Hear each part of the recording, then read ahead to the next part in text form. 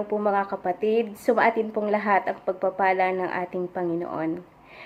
Ito po yung kauna-unahang video na akin pong gagawin. Gustong-gusto ko pong ibahagi sa inyo ang mga pagpapala ng Diyos na akin pong naranasan bilang may asawa, bilang isang ina ng akin pong pamilya. At bago po ituro ko sa inyo o ibahagi ko po sa inyo kung ano po yung mga pamamaraan na akin din pong natutunan sa mga pakikinig ng mga salita ng Diyos, mga seminar, at iba't iba pong mga religious gatherings na akin pong inaatinan. Gusto ko muna pong pasalamatan ng aking kapatid na si Kuya Lito na ngayon po ay nasa Dubai. Siya po yung nag-encourage sa akin na ako po ay mag-vlog kasi daw po yung akin pong mga ipinopost sa Facebook ay pwede pong i-vlog, kaya nagpapasalamat po ako sa kanya. Ganun din po sa akin pong kapatid na si Elmer, na yan po, isa rin po siyang vlogger. Pwede rin po ninyong i-subscribe ang kanila pong channel, Waisel Montejo. Yun, sa akin pong buhay may asawa, marami po akong mga pagsubok na dinaanan. Lahat po tayong may asawa ay dumadaan po diyan. Pero mapalad po ako na nakatagpo po ako ng lalaking naging kasama ko sa buhay na talaga pong nagkakaunawaan at nagkakasundo po kami. Hindi po porke hindi kami nag-aaway ay hindi na rin po nagagalit. Siyempre po nagagalit. Pero paano po bang magalit na hindi ka nakikipag-away? At paano po malalampasan ang mga pagsubok, mga di pagkakaunawaan nang hindi po kayo magkakaroon ng masasakit na salita na bibitawan sa isa't isa? Unang-una pong aking natutunan, kailangan po ang isang asawa ay best friend din po ng kanyang kabiyak. Yun pong kaibigan na kung ano man po ang kanyang nararanasan sa araw-araw, sa kanya pong trabaho, sa mga tao pong nakakasalamuhan niya, kung ano man po yung mga nararanasan niya ay sa iyo po niya ikukwento. At yun po yung nararanasan ko sa aming buhay mag-asawa na mahaba pong kwentuhan namin. Sa pagkadating po niya galing trabaho or kung saan man po siya nanggaling, marami na po siyang kwento. At ako rin naman po sa maghapon, marami rin po akong kwento. At yon pagka kami po'y kumakain, talaga pong mahaba ang oras ng aming pagkukwentuhan. At bilang ikaw po yung kanyang kaibigan, kailangan pong ikaw ay marunong makinig. Siyempre po, parang ipapakita natin sa kanya na gustong-gusto nating pakinggan kung ano man yung kwentong gusto niyang ibahagi sa atin. Kasi po, kung hindi natin papansinin or makikita niya na hindi tayo interesadong makinig sa kanyang mga sinasabi, siyempre hindi na po siya magkukwento. At para po siya'y mawiling magkwento, kailangang ipakita natin na gustong-gusto nating pakinggan kung ano man ang kanyang mga kwento. Yon. Isa pa po, hindi tayo kalaban or hindi tayo kakumpetensya ng ating asawa. Lagi ko pong sinasabi sa mga taong nakakausap ko na perpekto ang aking asawa. Hindi po ibig sabihin nun, wala po siyang kakulangan. Marami din po. Dahil nga po, maaga po siyang nag-asawa. 18 years old lang po siya nung kami maging mag-asawa. At ako naman po ay 23 years old na. So, mas matanda po ako. At, syempre po, bilang bunso siya, alagang-alaga ng kanyang inay, talaga pong naging asawa ko siya na wala pong kaalam-alam sa buhay. So, parang kailangan ko pong maging mapagpasensya, maging mahinahon sa pagtuturo kung ano man po yung mga dapat gawin ng isang responsableng ama. Yon. At kailangan pong hindi maiparamdam sa kanya na mas may alam ako kaysa sa kanya. Kasi parang mararamdaman po niya na hindi ko pwedeng maramdaman niya na nasasapawan yung kanyang pride, yung kanyang ego, or parang mararamdaman niya na kinukumpetensya ko talaga siya. Ganun po. Parang dapat po ang asawa ay hindi po natin kakompetensya. Hindi tayo makikipagpaligsahan sa kanya. Kaya po sa mga nakakausap ko, like kung sinasabi na perpekto ang aking asawa. Bakit po? Dahil sa kanya pong kakulangan, pupunuan ko. At kung saan po siya mahina, siya'y palalakasin ko. Meron pong, sa unang taon po ng aming pagsasama, natatandaan ko po, buntis pa lang po ako nun sa panganay ko ng 7 buwan. At siya po ay nagtatrabaho noon sa isang company dito sa, malapit lang po sa amin, sa isang tahian. At siya po ay naging issuer ng tahi doon.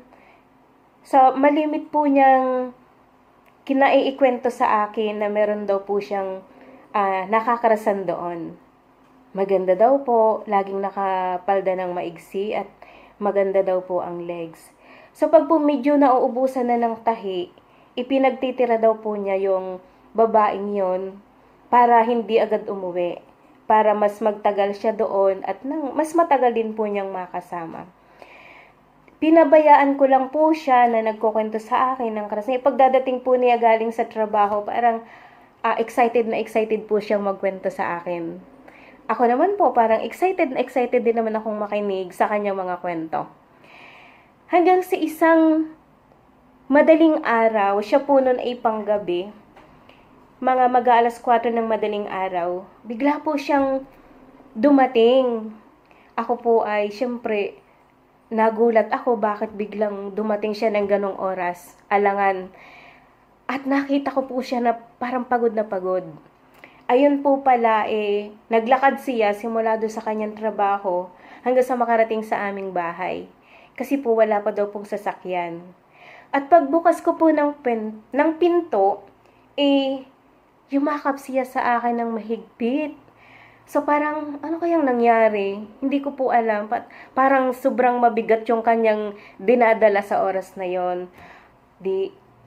Nung siya po'y nakaupo na, tinanong ko kung anong nangyari, bakit ganun, ba't umuwi siya ng this oras ng madaling araw na ganun. At nagsimula na po siyang magkwento. Ito po yung kanyang kwento. Noon daw pong mga maaga pa, mga alas 8 ng gabi, yun daw pong bisor nila do sa tahian, nagbigay daw po sa kanya ng 3 prutas. Ano nga yung prutas na yun? Nalimutan ko na. Ate, ano ang prutas yun? Ayun, basta 3 pong prutas ibinigay sa kanya nung bisor nila. Yun pong bisor nila ay bading. Ayun pong 2, ibinigay niya doon sa kanyang crush, sa kanyang naiibig. At yun daw pong isa ay sa kanya. Noon pong mga hating gabi, nagbigay po sa kanya ng 3 chocolate, kisses po na chocolate. Ibinigay niya po uli yung 2 doon sa kanyang naiibig at yung isa ay sa kanya. Tason daw po mga alas 3 na ng madaling araw ay nagbigay po ng 3 balot. Ibinigay niya po uli yung 2 doon sa naiibig niya at yung isa sa kanya. Kaso, nakita po nung bisor yung nagbigay ng balot na ibinigay niya doon sa babae na kanyang naiibig. Nagalit po ngayon yung bisor at nagwala daw po doon. So, napahiya po siya dahil narinig po ng maraming tao na gano'n yung pangyayari. Palibhasa po bisor na pahiya na siya. Ang ginawa po niya, nag-walk out. umuwi. At dahil nga po walang sasakyan, naglakad. Kaya nung dumating po sa amin, pagod na pagod at stress na stress po siya.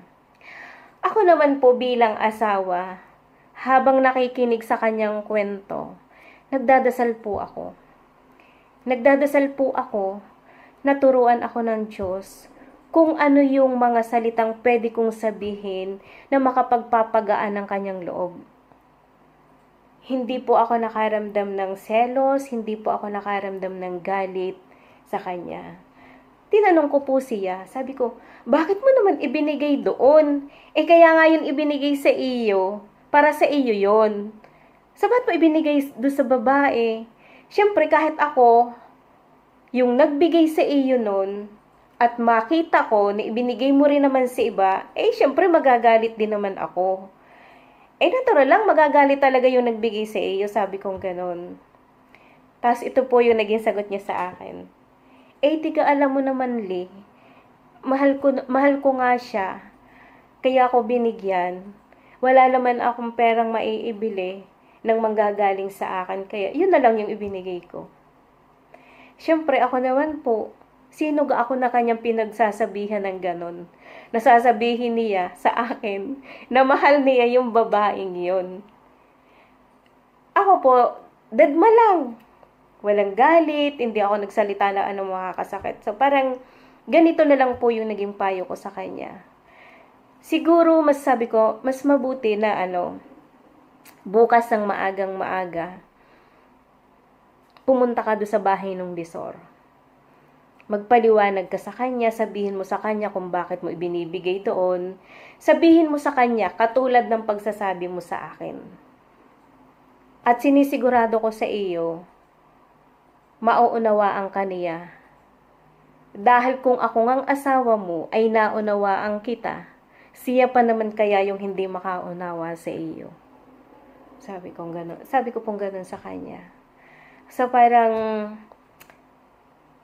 humiga na po kami, tumulog na siya, tapos hindi naman siguro nakatulog ng maayos dahil mag-uumaga na. Maaga nga, nagpunta nga po siya dun sa bahay ng bisor. At ako syempre, wala po akong pwedeng ibang gawin kundi ipagdasal siya. Tunay pong ako'y nagdadasal sa Diyos na sinasabi ko na palakasin kami, patatagin kami sa mga ganong pagsubok. Alam ko pong yun ay pagsubok sa pagsasama naming mag-asawa. Kaya sinasamahan ko po ng dasal habang siya'y nandoon. Tasong po siya'y dumating na, kita ko po yung aliwalas ng kanyang mukha. At nung pong kami nagkausap, nagkaayos naman nga po sila. Masaya na po siya, masaya na rin ako. Nalampasan po niya, gumaan na po yung kanyang kalooban, at masaya na rin po ako para sa kanya. Nung oras pong yun, pakaramdam ko po hindi niya po ako asawa. Pakaramdam ko po ako'y kanyang best friend na pinagsasabihan niya ng kanyang mga problema. At ako naman, dahil kanyang best friend, handang-handa po akong makinig. At kung ano yung kaya kong ipayo sa kanya o gawing tulong sa kanya para malampasan niya yung pagsubok na yun, ay gagawin ko po dahil mahal ko po yung kaibigan ko. At yun naman pong babae na hindi nalaang nga po niya karas at sinasabi na nga po niyang mahal na niya, ipinagdasal ko po siya. At sabi ko po sa Diyos, kung kami ay kanyang pinag-isa bilang mag-asawa, huwag po niyang hahayaan na magkasala ang aking asawa at maging dahilan ng pagkasira ng buhay ng iba. After po ng mga 2 linggo, nagkaroon po ng tanggalan dun sa trabaho ng asawa ko at nakasama na po yung babae sa natanggal.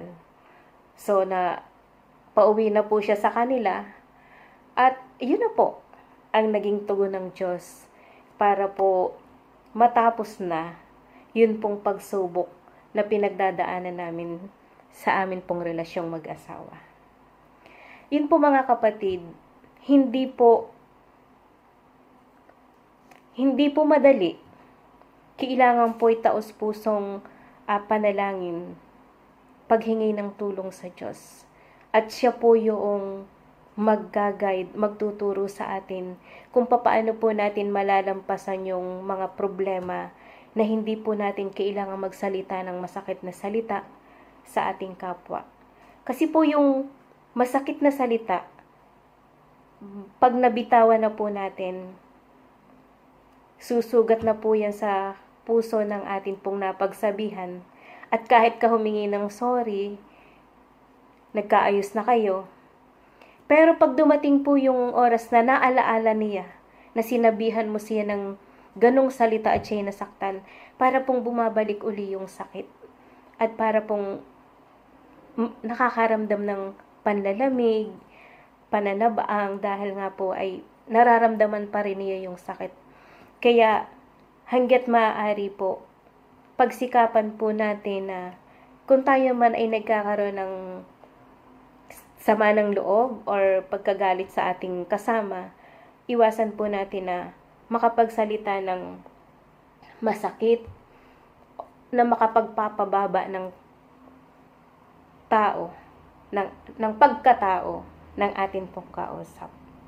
Yun po, sana po ay meron po kayong natutunan. Ito po ay unang pagbabahagi ko pa lang po mga kapatid.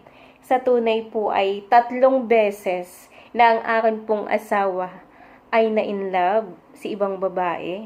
At sinabi po niya talaga na mahal niya yung mga babaeng yon.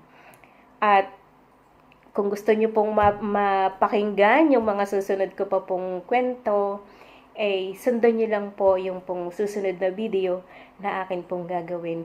Isa-isa ko pong ibabahagi sa inyo ang mga pinagdaanan namin na mga pagsubok. At hanggang ngayon po, nananatili po na malalaki na po ang aming mga anak. Nasasaksihan po nila kung paano po nagiging maayos yung aming pagsasama. Masaya lang po, nagsusunuran, nag-uunawaan. Ayun po ay dahil kasama ang Diyos sa aming pamilya. Magandang gabi po at nawa po kung nakatulong po sa inyo ang videong ito. Ang akin pong pagbabahaging ito, pakisubscribe naman po, baka po pwedeng pakashare na rin po. God bless po sa ating lahat.